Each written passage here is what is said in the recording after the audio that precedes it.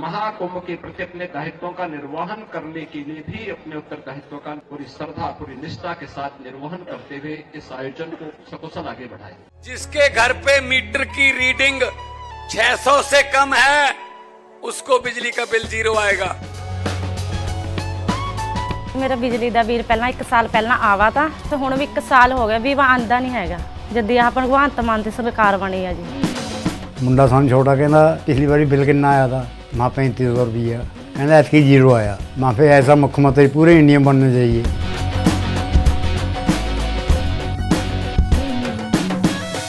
आपका व्यवहार आपका आचरण पूरे सनातन धर्म को ही नहीं पूरे देश और पूरी दुनिया को एक नई दिशा देता है।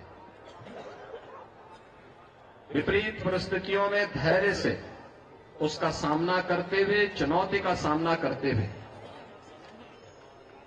अपने इस अभियान को आगे बढ़ाना, क्योंकि सनातन धर्म ही मानव धर्म है। सनातन धर्म रहेगा तो मानव धर्म रहेगा, मानवता रहेगी, इस सृष्टि रहेगी। और मैं अभिनंदन करूंगा उन पूज्य संतों का जिन्होंने मौनी अमावस्या के अवसर पर पूरे धैर्य के साथ एक चुनौती हम सबके सामने आई। कुछ पुण्यात्मा उस एक हादसे के शिकार हो गए थे, लेकिन उन स्थितियों में एक अभिभावक के रूप में, जैसे परिवार के ऊपर कोई विपत्ति आती है तो परिवार का अभिभावक धैर्य नहीं खोता, पूरी हिम्मत के साथ खड़े होकर के उस चुनौती का सामना करते हुए उससे उभारने का कार्य करता है। और आपने देखा होगा कि जो सनातन धर्म के विरोधी हैं वे लोग ये प्रयास कर रहे थे कि संतों का धैर्य जवाब दे दे और उसके बाद जग हसाई का एक कार्य कराया जाए। लेकिन मैं अभिनंदन करूंगा पूज्य तुलसी पीठाधीश्वर जी का भी, पूज्य जोना पीठाधीश्वर जी का भी, अपने सभी 13 के 13 अखाड़ों का भी, पूज्य फूलडोल दास जी महाराज वृंदावन धाम से हमारे पास आए हैं, अत्यंत वरिष्ठ संत हैं। इन सभी पूज्य संतों का जिन्होंने उन स्थितियों में पूरे महाकुंभ के आयोजन को अपना आयोजन मान करके पूरे धैर्य के साथ परिस्थितियों का सामना करते हुए पुण्यात्माओं के प्रति विनम्र श्रद्धांजलि भी की और मां गंगा के प्रति महाकुंभ के प्रति अपने दायित्वों का निर्वहन करने के लिए भी अपने उत्तरदायित्व का पूरी श्रद्धा पूरी निष्ठा के साथ निर्वहन करते हुए इस आयोजन को सकुशल आगे बढ़ाए। इसी का परिणाम है कि पिछले 19 दिनों के अंदर 32 करोड़ से अधिक श्रद्धालु अब तक प्रयागराज में मां गंगा यमुना और मां सरस्वती की इस पावन त्रिवेणी में डुबकी लगा करके पुण्य के भागीदार बने हैं। जो यहां से जा रहा है यहां की परंपरा के बारे में, यहां की गाथा के बारे में, यहां की व्यवस्था के बारे में गुणगान कर रहा है।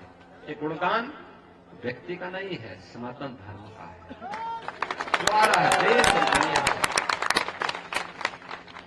लेकिन हम लोगों को ये भी देखना होगा, कुछ लोग लगातार गुमराह करके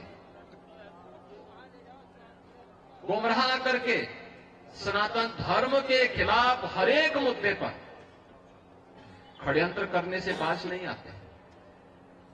और आज से नहीं, बहुत पहले से हम लोग देखते रहे। राम जन्मभूमि मुक्ति आंदोलन के दौरान भी ये सभी पूज्य संतजन उस समय के भी साक्षी हैं। वे लोग उस समय, उनका व्यवहार, उनका चरित्र उस समय भी जग जाहिर था और आज भी है। ऐसे लोगों से सावधान होकर के सनातन धर्म के मूल्यों, उन आदर्शों के साथ इन पूज्य संतों के सानिध्य में हमें निरंतर आगे बढ़ना होगा, हमेशा आगे बढ़ना होगा। और जब तक पूज्य संतों का सम्मान है, सनातन धर्म का कोई बाल बांका नहीं कर सकता। और सनातन धर्म है तो दुनिया के अंदर जीव सृष्टि बनी रहेगी। ये सनातन धर्म की मजबूती पर निर्भर करेगा और इसलिए हम सबका प्रयास होना चाहिए कि जहां भी जिस स्तर पर हो सके सभी पूज्य संत जन कर रहे हैं, हमें समय के अनुरूप उस प्रकार की रणनीति के साथ जोड़कर के आगे बढ़ना होगा। आज यहां पर 2 नए जगत गुरु इस सनातन धर्म की परंपरा के और इसके साथ ही हमारे गोपाल दास जी महाराज, कल्याण दास जी महाराज, ये सभी महामंडलेश्वर के रूप में इनका अभिषेक हुआ है। तो मैं इन सभी को भी हृदय से बधाई देता हूं, इनका अभिनंदन करता हूं और विश्वास करता हूं कि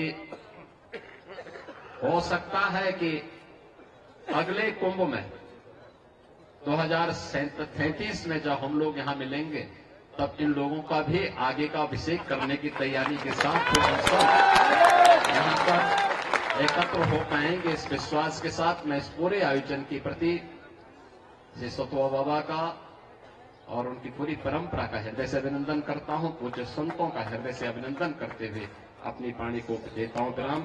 जय जय श्री राम। हमसे जुड़े रहने के लिए हमारे YouTube चैनल को सब्सक्राइब करें और नई वीडियो की नोटिफिकेशन के लिए बेल आइकॉन को दबाएं।